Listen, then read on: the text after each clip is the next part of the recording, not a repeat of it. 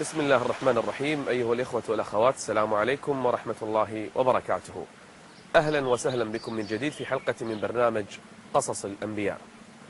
في الحلقة الماضية تكلمنا عن بداية خلق آدم عليه السلام، وكيف أن الله عز وجل خلقه بيده وأسجد له الملائكة، ثم أدخله الجنة، فلما دخل الجنة استوحش فيها، فخلق الله عز وجل له زوجة يأنس بها ويسكن إليها، وخلقها الله عز وجل من ضلعه. عاش آدم عليه السلام مع حواء في جنة، يأكلان من ثمارها، يتظللان بظلالها، يشربان من أنهارها، ونهاهما الرب عز وجل عن الأكل من شجرة واحدة في الجنة كلها. فبدأت المعركة الأولى بين إبليس وآدم عليه السلام وحواء. إنها معركة بين البشر وإبليس، إنها الجولة الأولى في هذه المعركة. كيف يجعل إبليس آدم عليه السلام يعصي ربه عز وجل، ما قال له أبدا كل من هذه الشجرة التي نهاك الله عز وجل عنها، أبدا ما قال له اعص ربك عز وجل، لا، ولكنه جاءه بأسلوب آخر. فوسوس لهما الشيطان ليبدي لهما ما وري عنهما من سوآتهما، وقال، شوف الأسلوب، وقال ما نهاكما ربكما عن هذه الشجرة إلا أن تكونا ملكين. ألا تحب يا آدم أن تصير ملكا؟ حواء، ألا تحبين أن تكوني من الملائكة؟ الكل يحب هذا. إذا أكلتما من هذه الشجرة صرتما من الملائكة الذين يعبدون الله، الذين يقربهم الله. الأمر بسيط، كلا من هذه الشجرة وتنتقلان مباشرة إلى جنس الملائكة. إلا أن تكونا ملكين. أو يا آدم يا حواء، ألا تحبان أن تعيش في هذه الجنة مخلدين، لا موت لا نهاية؟ فقط كلا من هذه الشجرة أو تكونا من الخالدين. وكلما أتى إبليس بصورة من الصور وبشكل من الأشكال إلى آدم عليه السلام لم يستجب آدم، لأن آدم عليه السلام يعبد ربه عز وجل ويطيع الله جل وعلا. ومرت السنون ومرت الأيام وآدم عليه السلام وحواء لا يقتربان من هذه الشجرة، فاستغل إبليس تعظيم آدم لربه عز وجل ودخل من هذا المدخل.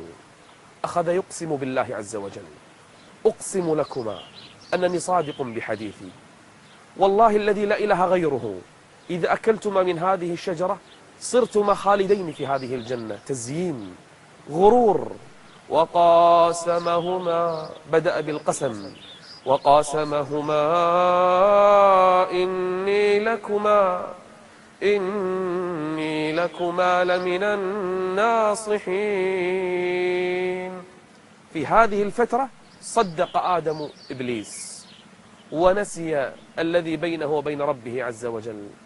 بدأ التصديق. لما؟ لأن إبليس أقسم بالله. ما كان يتصور آدم عليه السلام أن مخلوقا يقسم بالله كاذبا، فصدق إبليس وبدأ يمشيان خلفه.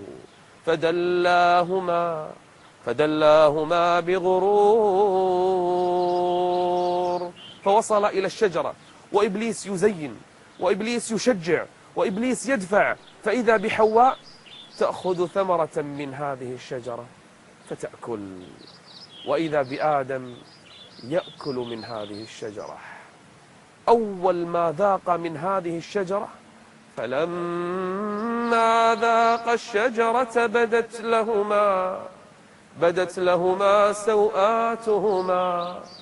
ما كان آدم عليه السلام يرى سوءة حواء، ولا حواء ترى سوءة آدم، فلما أكل من الشجرة انكشفت السوءتان. فلما ذاق الشجرة بدت لهما سوآتهما. آدم عليه السلام، لأن الحياء فطر الإنسان به لما رأى عورة حواء هرب منها، وحواء لما رأت عورة آدم هربت منه، لأن البشر قد فطروا على الحياء. هرب آدم من حواء، وهربت حواء من آدم عليهما السلام، كل واحد يهرب من الآخر، يبحثان عن ورق في الجنة من الأشجار فيقطعان الورق، كل منهما يغطي سوءته، وطفقا يخصفان عليهما من ورق الجنة. وآدم عليه السلام يهرب، وآدم يهرب، والأشجار تتعلق به، والأغصان تتعلق به، وآدم يريد الخلاص منها، ويهرب ويهرب ويهرب، فيناديه الرب عز وجل: يا آدم، أفرارا مني يا آدم، أتفر مني يا آدم؟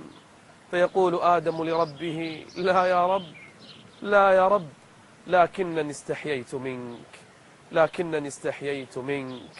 وناداهما ربهما: ألم أنهكما عن تلكما الشجرة وأقل لكما إن الشيطان لكما عدو